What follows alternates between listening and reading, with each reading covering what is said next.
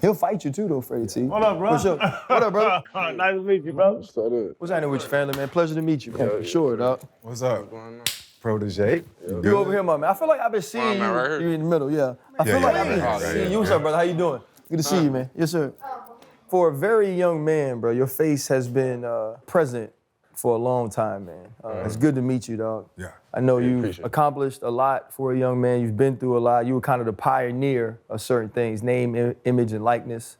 Like you were the first person that really started to be pushed from a high school standpoint. Hold up, limitless, niggas to me, God pinning it. I fought the head to witness it. Got my people feeling militant. Way I'm feeling, got me up. On the mission, got me up. Knowing me, I got the key. Only vision I can trust.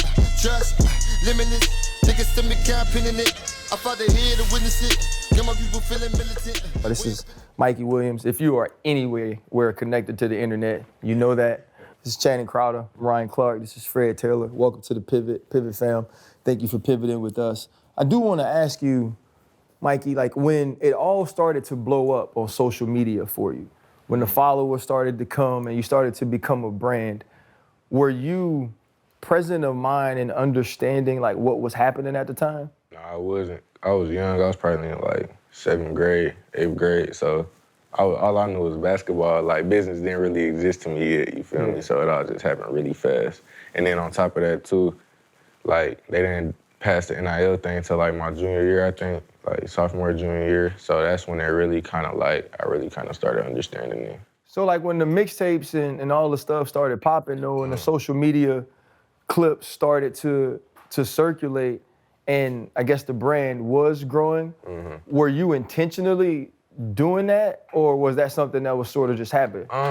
Really my pops was like the mind behind that. I didn't really know, like a lot of stuff I was doing, I didn't know why I was doing it, but I was just doing it. He just telling me like it's gonna make sense, you feel me? Cause like a lot of people just had like this I guess I just got an energy where people just, you feel me, like, so I guess he seen that. I ain't really see it though, you feel me? Like I'm kind of like more chill. I don't really like being on cameras. I don't really be liking to be like on camera in the mix, but I just got used to it, and after that it was like it just really ain't stopped.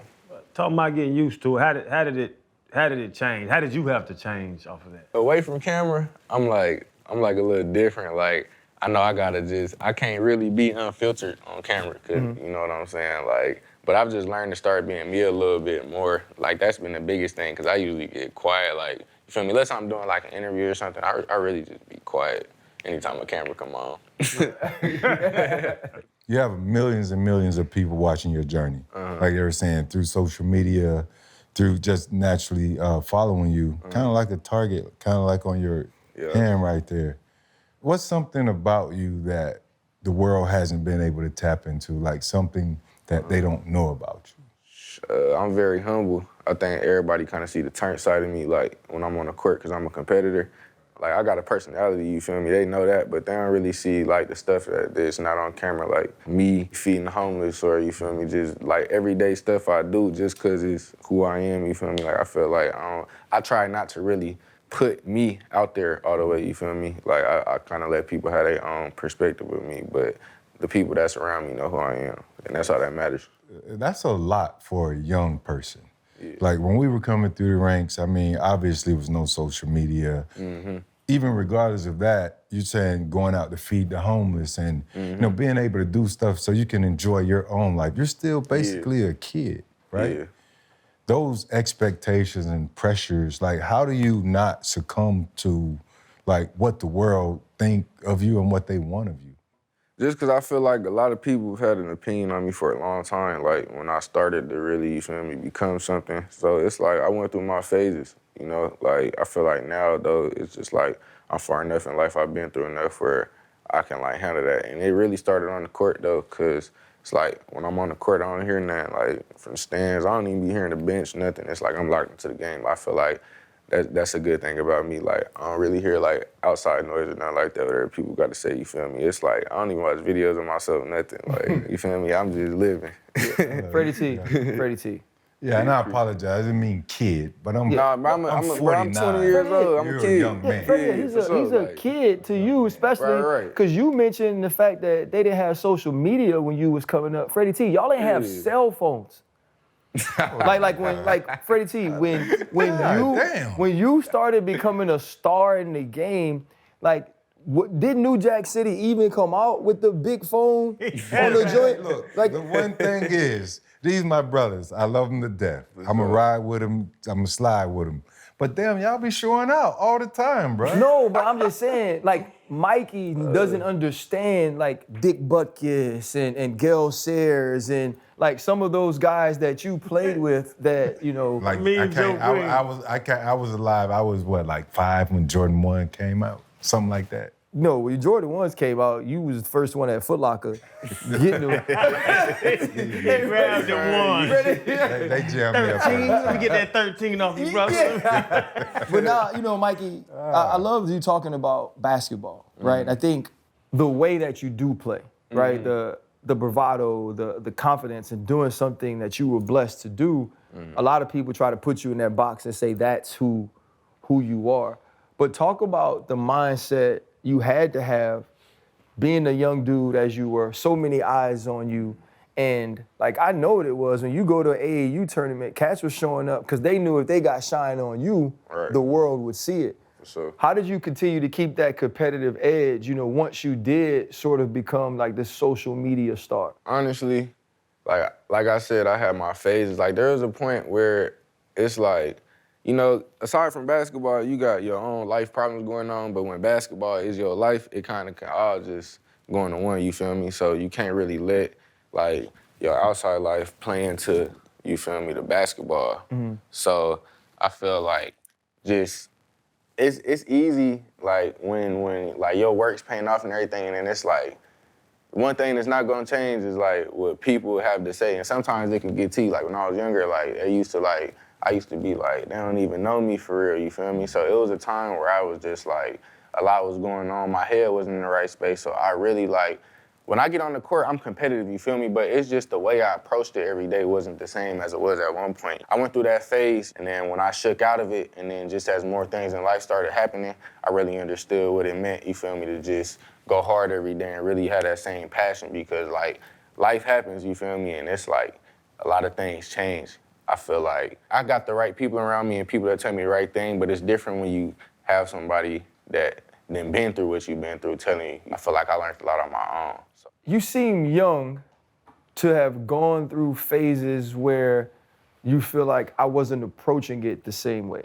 You know, like that happens as you get older, right? There's different things that happen in life, and you go through these ebbs and flows of success and failure. And so you're like, man, I know at this time I really wasn't putting in the work I was supposed to, or I wasn't focused on it the way I was supposed to. Why do you feel like there were times that you weren't as tapped in as you once were? I just happened to come around at the right time. Like, all of this comes when you get to the NBA, so that's why I feel like a lot of people like learn about certain stuff later, but me being like young, going through certain things, like it didn't taught me a lot, you feel me? So that's why I feel like I done been, like, I have a good perspective on life, at least, you know what I'm saying? Like, I done been through things that a lot of people ain't been through at my age, and I know that God got a lot in store for me, so I gotta go through this early, because I'd rather go through all this I'm going through right now, because I get 25, 26, like, you know, a lot of stuff, you feel me, you can't get back. You talking about compartmentalizing. Well, you got life, you got the stuff going on in your family, you got everything happening, but then now you can put that aside, grab this basketball, go out here and show out, be one of the best players in the nation. Right. And then when the game's over, you still got to go back to that, so you can kind of separate it. Yeah. But like you're saying, people look at you a certain way, like Freddie's question, and then like, what more do they know about me? Do you think you have to break people's thoughts about you? Because I'll do with the sleeves. I got the, I'm tatted everywhere too. And it seems like when people meet me, then they already look at me dreads, tattoo, and they think of something of me. Then they talk to me and they get to know me like, oh man, this dude is that. You feel like you got to break a thought of yourself every time you walk up and meet some new people? I don't think that I like try to do it or whatever. I think that when people just meet me, I'm like a whole different person than, you feel me, than they thought I was to be, because like I said, people only see certain things about me. Like, only very few people, like, is everyday people in my life. you could have the worst opinion or you could have an opinion that's slightly off, but I think that it'll just change anyways. You mentioned perspective, right? You're a young phenom, social media went crazy. You had the world at your feet, right? Then life threw you a crazy curveball, hard pivot. Right. When everything initially went down, like what was the first thing that went through your mind? Faith, God. Feel me? I'm stuck in a tough position, so I wasn't gonna get myself out of that. Neither was my lawyers or anybody else. It was really God. I just had to stay down because it didn't really hit me at first. You feel me? It hit me like a little minute into my little situation. It hit me, and then you know what I'm saying. Like that's when God really like was tapping on my shoulder. Like you feel me?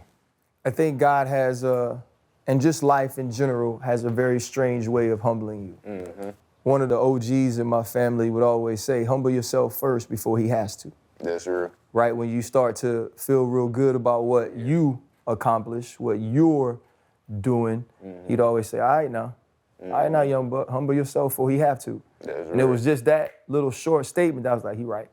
Facts, You know what I'm saying? a lot of stuff you learn on your own. Even if people tell you, you just gotta go through it to really understand it. Cause it just don't be like on the front of your mind.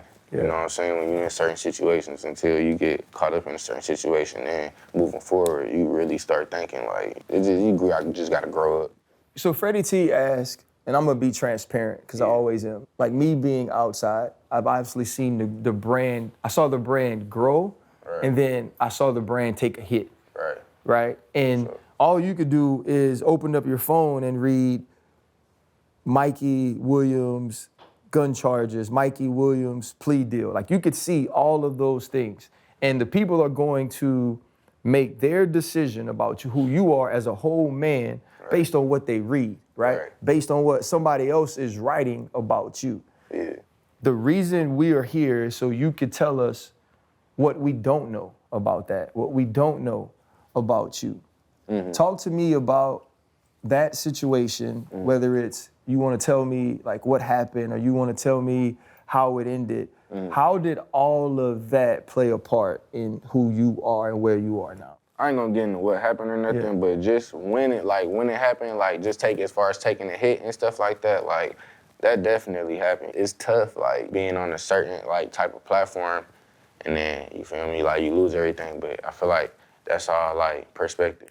You feel me? Like, it happened in reality, but I feel like if you really let it get to you, like, you can't let a situation, like, make you feel like you less of anything, you know what I'm saying, or anything you go through. Like, you just gotta stand on it, bro. You feel me? And when you stand on it, take it to the chin, I feel like moving forward, everything gonna feel 5 times better, because, you feel me, it's gonna come back around. Like, what did you learn from that situation that will put you in a place to where nothing like that ever happens again? Because if I get the chance to watch you hoop and I want you to be a part of my organization, I'm going to look at that history and say, okay, how has Mikey Williams grown from this that makes me feel secure enough that I'm gonna put money in his hands to represent us? I don't think it's the situation that happened. I think it was situations that I've been in before that could have been like, you know, not so good, because what happened is just like God sat me down, you know what I'm saying? Like, I was never convicted of doing anything, you know? That's what I understood one day. I'm like, all this is happening because I've kind of slipped up a few times just being young in the past, because I was young, you know? You can't really fault no young person. I've just learned a lot, you know, just faith, really just standing on, you feel me, walking with God, like certain decisions you're not gonna make. And on top of that, you know what comes with it, you feel me, end of the day. So it's like, I've had the end right there. So I really, like, everything I'm thinking of is like, I ain't trying to lose my freedom. Because at the end of the day, that's what it can come down to. That locked me up a bunch of times. I was in college fighting people. Same thing, you talking about young dudes, just, you come from Atlanta, somebody call you a bitch, you gotta fight them. That was my whole thing. You call me a bitch, I'm jumping on you. I don't care who you are, where you at, mall, Wendy's, wherever we at, we got to fight if you call that's me a New bitch. Orleans too now. Like, New Orleans same way, I'm from Atlanta, Just so respect. it's like you can't just call me that. Oh, bro. But somebody asked me through the draft process, they were like, did fame bring a light to your situation, or did the fame make you make a bad decision? And it made me kind of think about it, like, am I doing this because I feel like I'm special? Right. Or did this blow up in the media because I'm an All-American linebacker? You know what I'm saying? Yeah. I think that's why the story got so big, because what happened wasn't even big. It just happened at my house, so that's the only reason my name was attached. But like, I had to see through it though. You feel me? I had to really see and understand like why it was happening in my life. The people gonna say what they say, you feel me? Like, it was definitely like my name was in the mud for sure. Like, you feel me? It's dark, but I feel like I can't lose the light inside of me, you feel me? I feel like that's just faith though.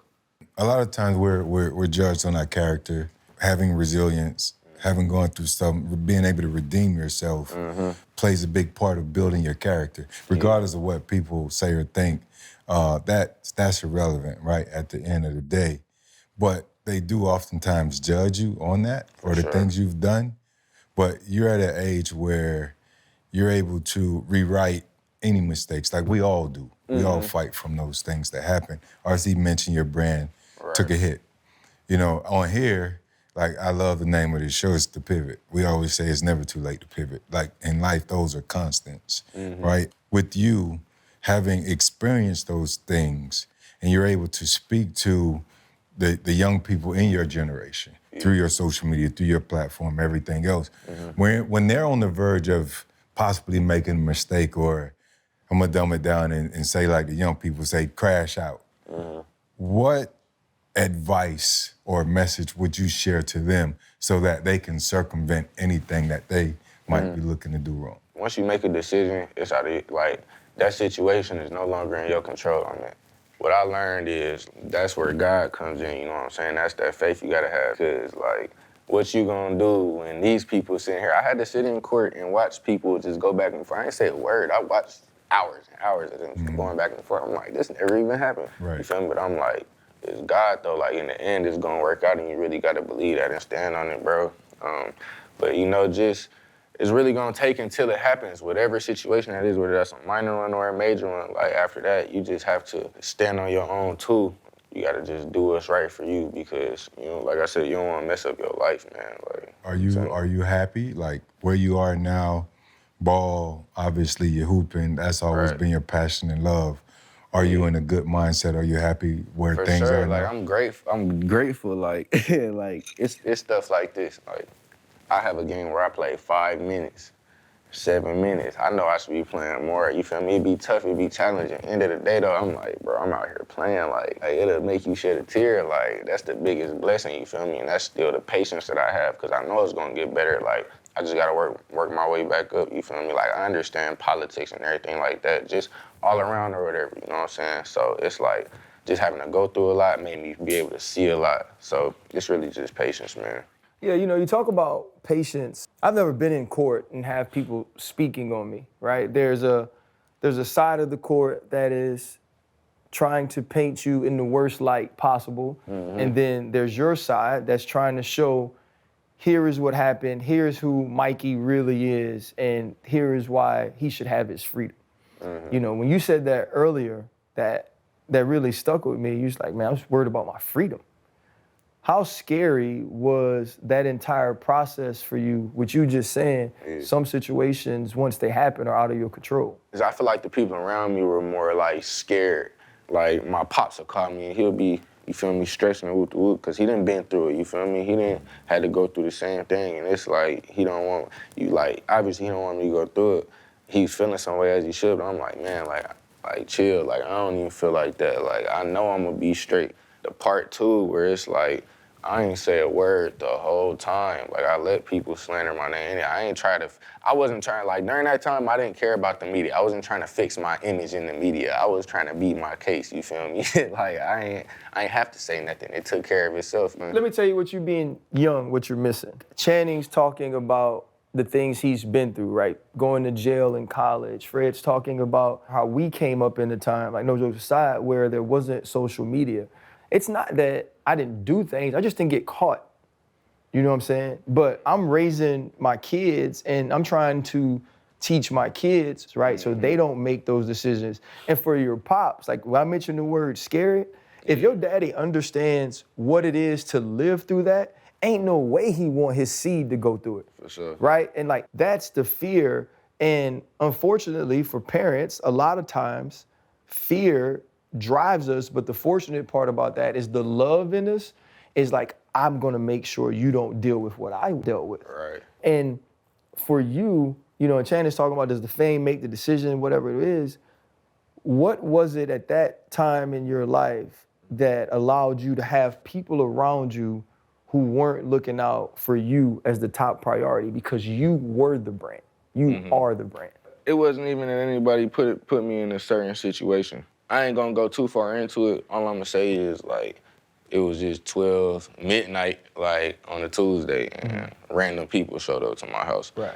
Like I said, the picture was painted on me, but I knew that I wasn't tripping because I ain't do it, so I wasn't tripping. But I ain't even see what happened, so I ain't have nothing to say, you feel me, at the time when it happened. I ain't even see nothing that happened, so I wouldn't say it's necessarily that. I feel like they did a good job, though, just supporting me through the process of it, and we learned from it, you feel me? Like I said, I think it was situations before that I had kind of wiggled out of. I had to just really take a look back on what I was doing. My opinion is just being a kid.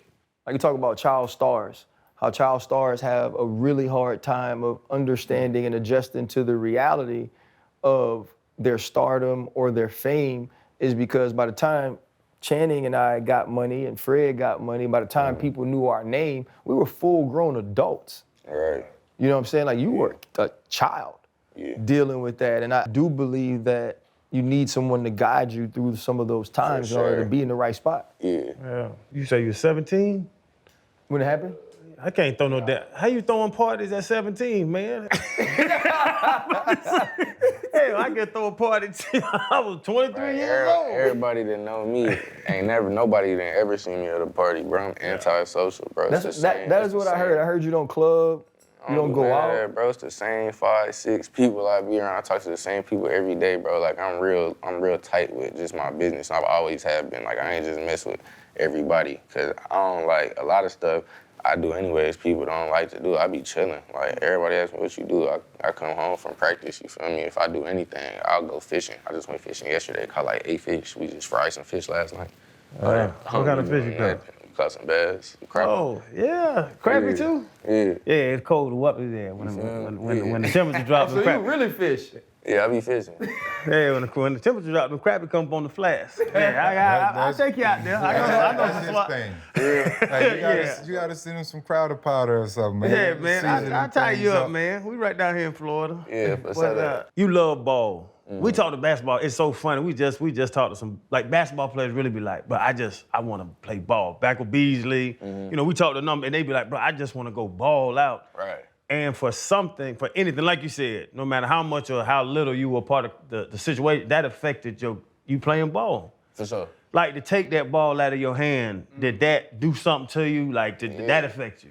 Of course it affected me. Like at first, it was like I was in the gym every day. And then once I started going through what I was going through, like at Memphis, like the AD was tripping on me. He wouldn't let me in.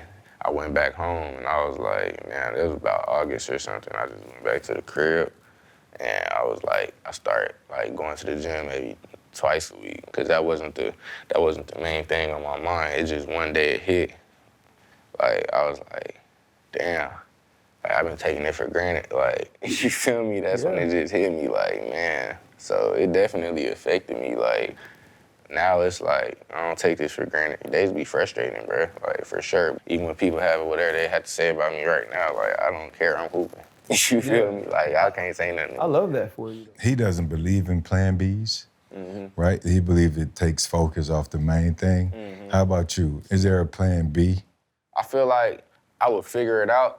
I don't necessarily have a plan B in mind, you feel me? Like, there's a lot of things I could do. Like, I'm quick to can just come up with something, you feel me? However you gotta get it. But it's like, see, this dream, it makes so much money. Like, you can have a decent plan B, but you might not be making millions and hundreds of millions of dollars, like, just like that. I feel like I could do a lot of things, man, you know what I'm saying? But I feel like all my focus is just in the basketball right now, just like, it always has been, you feel me? Like, he's the biggest. He's an amazing fisher, but not so much a great eye for basketball. Oh, okay. He hates on Bronny a ton, right?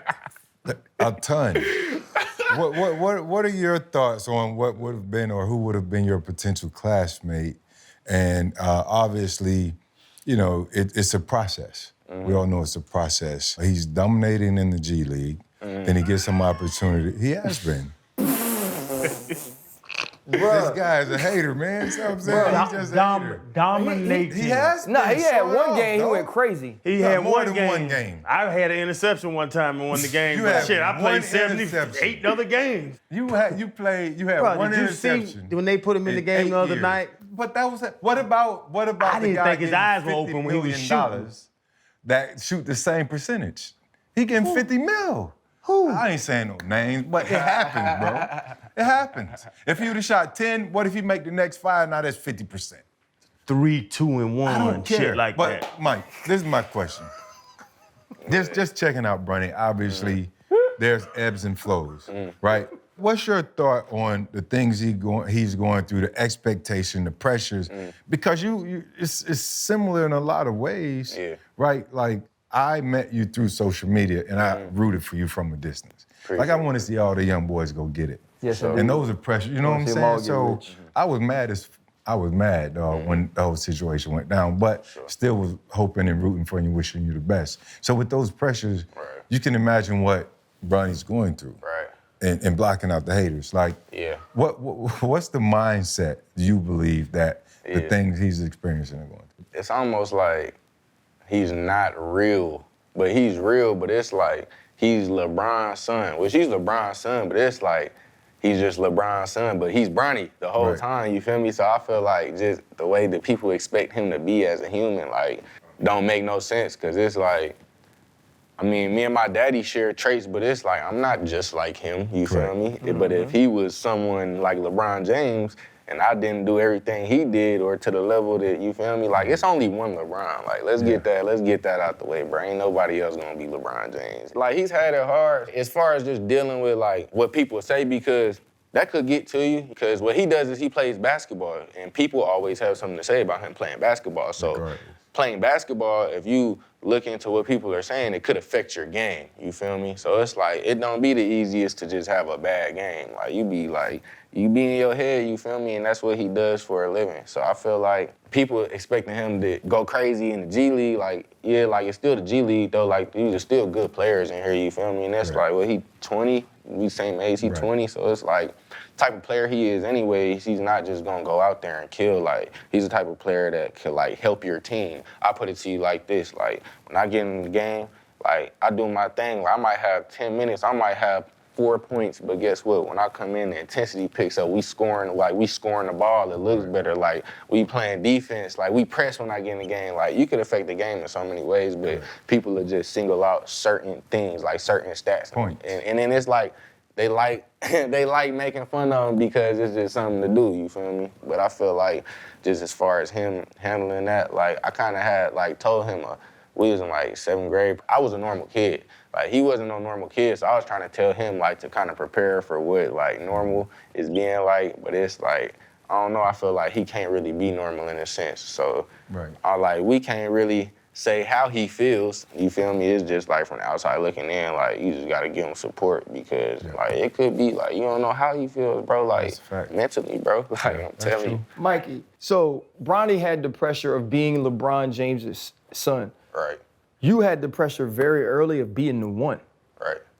Like, you really did. Like, you know, I will say this, and my daughter's gonna kill me, you know what I mean? Like, when I started to gain a little fame, like, my daughter's 20, so her and her homegirls come to, like, hey, Pop, like, you feel like you could get Mikey and LeBron around? Because so-and-so like Mikey, and then so-and-so like LeBron, like Bronny. I was like, bro, y'all got my face with that stupidity? You know what I mean? So, but, like, because my daughters were in that age group, and, you know, I'm in Louisiana. Both of y'all in California. That's the power of social media. But at that time, it wasn't just your brand, it was your game.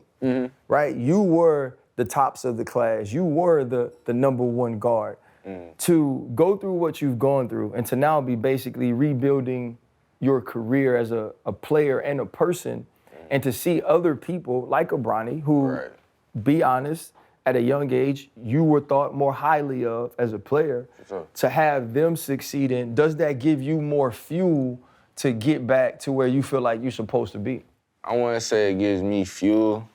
I be happy for them, you know what I'm saying? But I feel like the only thing that could fuel me other than me is just like what I can do for the people around me. Someone had asked me before about like Jerry McCain. We played each other in high school, you know what I'm saying? And him in the league makes me feel, it's like, why would that ever make me feel some way? Like, bro, that's our dream. Like, he did what he wanted to do since always, bro. Like, I'm not that type of person, bro. Like, I'm not gonna be like, he's in here, you feel me? Like, I should be in here, like, bro, my time's coming. Who knows? Like, do I think I'm an NBA player? Yeah.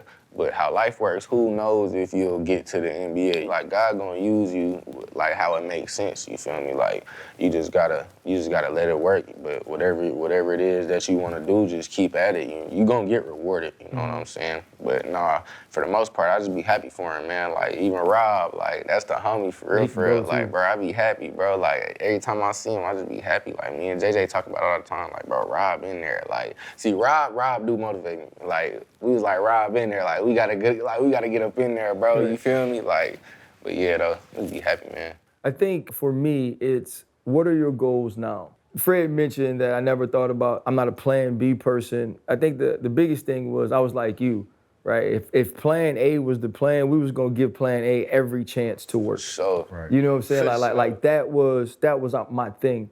right. What are your goals now that, you know, you're here at UCF, like you say, you're not playing some games as much as you want, but when you get in, you understand the mission. For sure. What are you trying to get to now? My goals, man, right now, man, I just want to get to the NBA. You know, I have personal goals aside for that, but the main goal, I just want to get to the NBA, bro. Like, I've worked my whole life for it, you know what I'm saying? Like, and I feel like what I've been through kind of fuels me. God got me through that, and a lot of other things, like, he can get me through this. I just know that it's a slump right now, you feel me? That's where the patience just kicks in. Why UCF after Memphis? So I couldn't get into Memphis, so I had to transfer anyways. But I felt like the coach, really, Coach Dawkins, played a big part in that. It's in the Big 12, you feel me? So the conference played a big part in that. They lost like 11 players last year too, but I feel like the coaches, you know, like the coach that recruited me, he did a good job. It wasn't too much stuff I was looking into. Like I said, I was in a situation I was trying to put behind me anyways. I was like, I'm come play. Like, I knew that God was gonna take care of the rest, really. I ain't put that much thought into it. You talked about Rob Dillingham, Jared McCain, LeBron James.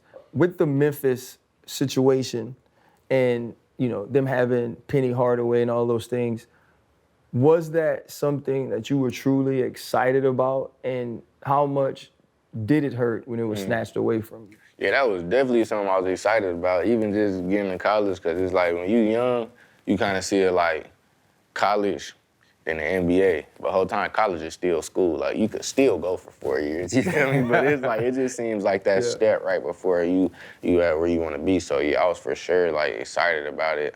And just playing for Penny, like, you know what I'm saying? Like, Penny's great. So it's like, I know that he had a lot to teach me. And like, you feel me? I wanted to learn a lot from him too, and just kind of be in an environment where it's a pro. You like a real pro, like just getting certain habits and stuff, just growing as a person. But yeah, when I couldn't go, like, I was messed up, and my brother JJ went there too, so we was finna go together. We go to school together right now, you feel me? But we was supposed to go together, like, coming straight out of high school, all that. So yeah, it definitely hurt, especially just not playing basketball. Yeah, from us, bro, we want to see you win. That's the reason I sat down. Brandon, who knows some people who are close to you, hit me up, and he said this was something we needed to do.